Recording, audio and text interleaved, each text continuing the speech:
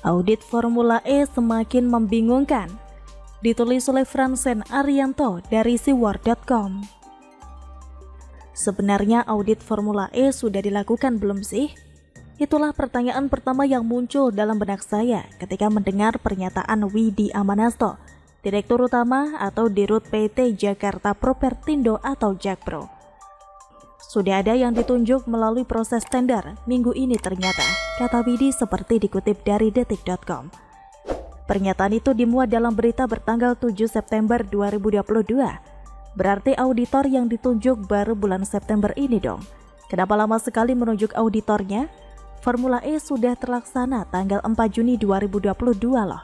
Masa menunjuk auditor harus memakan waktu 3 bulan sih? Masa menunjuk auditor harus memakan waktu 3 bulan sih? Pernyataan Dirut Jakpro ini bertolak belakang juga dengan pernyataan-pernyataan soal audit Formula E pada bulan Juni.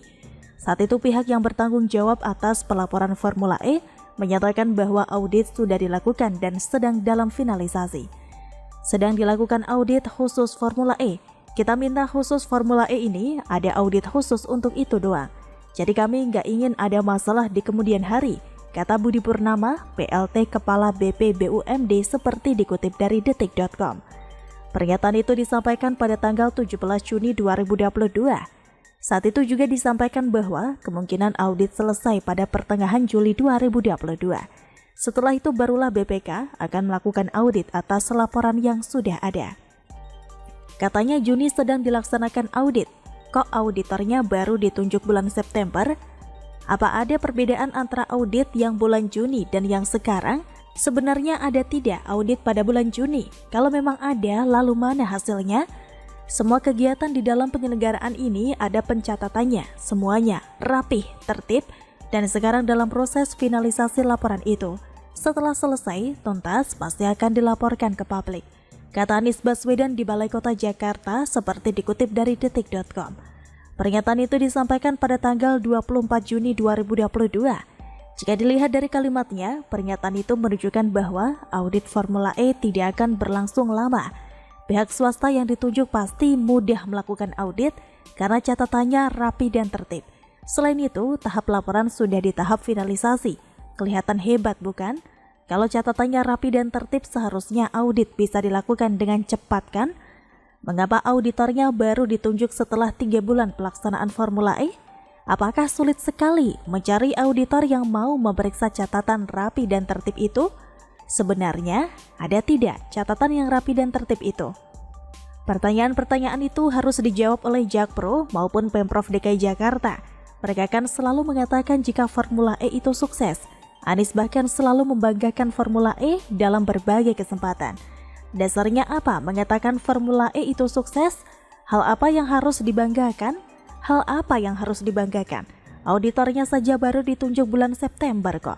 Kesuksesan dan kebanggaan tanpa dasar berarti. Saya merasa kura-kura begitu ya. Anda bagaimana? Pinangki Sirna Malasari, mantan jaksa di Kejaksaan Agung Kejagung, dinyatakan bebas bersyarat rupanya turut mencuri perhatian dan mendapat sorotan tajam dari Ernest Prakasa melalui unggahan pada akun Twitternya. Ernest lantas bersuara lantang perihal kasus korupsi yang terlalu sulit untuk diberantas di Indonesia.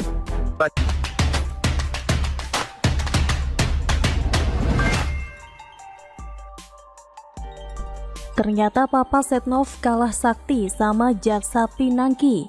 Ditulis oleh Ferry Padli dari siwar.com. Di Indonesia ini sejak dulu kala memang banyak orang sakti. Mulai dari Badra Mandrawata atau yang dijuluki si buta dari gua hantu.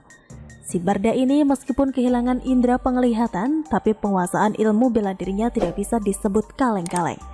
Kalau dia ikut taekwondo, sudah memegang sabuk hitam dengan 8 strip putih atau dan 9. Lantas apa saja kemampuan yang dia miliki? Bela diri dengan tangan kosong hebat.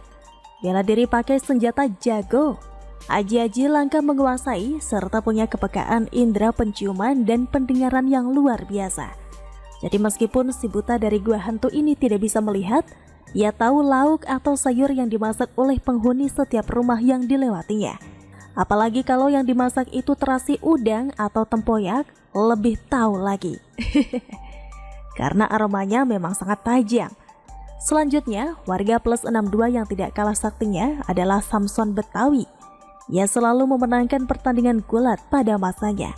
Bahkan kalau Habib Nurmagomedov hidup di masa itu, pemegang rekor tidak terkalahkan terpanjang di MMA tersebut bakal dikalahkan oleh si Samson ini.